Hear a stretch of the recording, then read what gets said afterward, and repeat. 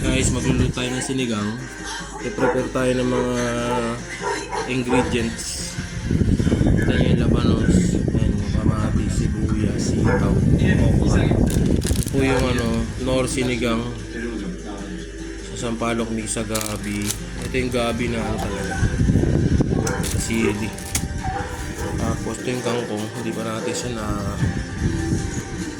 nahihimay. Tapos ito yung yung baboy. Napalambot natin. Na mas masarap kainin ito pagka niluto na sa pinagawa na ng mga sahog. Baka kasi mamatay na itong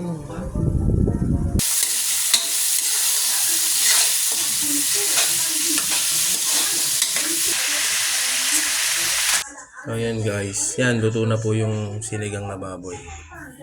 Ayan, may kakain na po kami.